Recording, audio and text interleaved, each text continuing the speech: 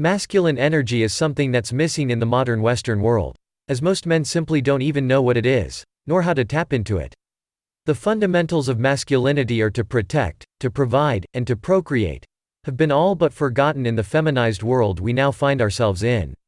The very things that have made men strong, useful, and respected for millennia, are now attacked and redefined.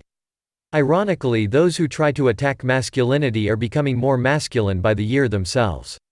But with increasing government intervention and women in the workplace, the provide element has taken a back seat in recent years. While protect and procreate still remain strong, these are things that will likely never change, no matter how advanced we get. Violence and combat are something that is masculine by default. Families are defended by men, territories are conquered by men, and no amount of propaganda or income redistribution will change this. As far as the procreation thing goes, you do indeed need a man to procreate. You need two opposites for intercourse to actually lead to anything. Masculine energy vs feminine energy. This picture differentiates between the masculine energy traits and feminine pretty clearly. Ideally, you know how to tap into the best of both energies depending on the context, who you're interacting with, and the moment-to-moment changes. But generally speaking, it's more critical for men to be able to tap into their masculine energy, and women to tap into their feminine energy. Men get what they want in life through this pathway, and women the same through theirs. Relationships tend to be better when the genders lean in their own respective direction. Both parties tend to be happier too. And speaking of relationships, it all starts with you. If you set the tone, she adapts and becomes more feminine in the process. If you don't, she'll either leave you or become masculine in response to your passivity. Your masculine energy is actually one of the most powerful buffers against hypergamy and alpha widows. It's guys with feminine energy who get cheated on all the time. When women inevitably test the man that they're with, it's the feminine man who will appear to be unsure of himself, and thus, fail. Whereas it's the masculine man who will pass, and end up allowing her to be her most feminine. Why you need to boost your masculine energy in 2021.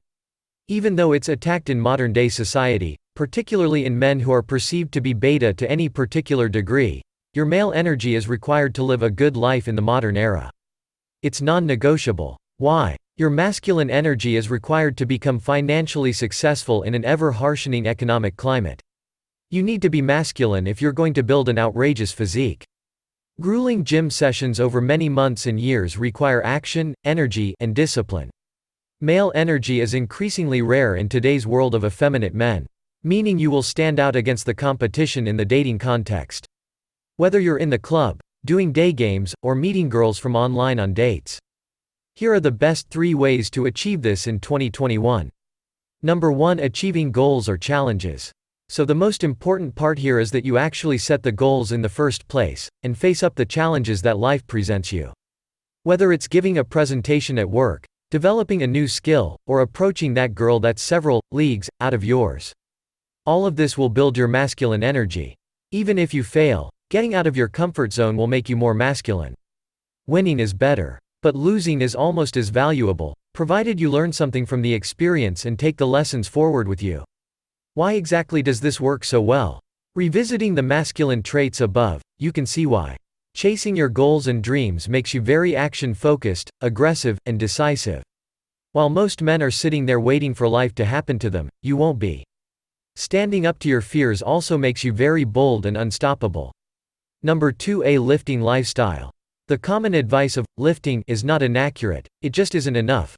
Most men start a training program, only to give up after 3 weeks or 3 months. The brutal reality is that it takes much longer than 3 weeks to notice any real results. It takes longer than 3 months to make permanent and impressive changes. Therefore, you need to cultivate a lifting lifestyle. This means good training, diet, sleep, supplements, and crucially enough, enjoying the process. So you've got to find a training program that you love, and a diet plan that you love, even if these things are highly flexible. So why does this work so well? Because it's one of the most primal activities you can do to build your protector status. If you look like you can protect people, others will treat you with the level of respect that comes with that. If you look like a skinny dweeb, then of course nobody is going to respect you, unless you're very wealthy or famous.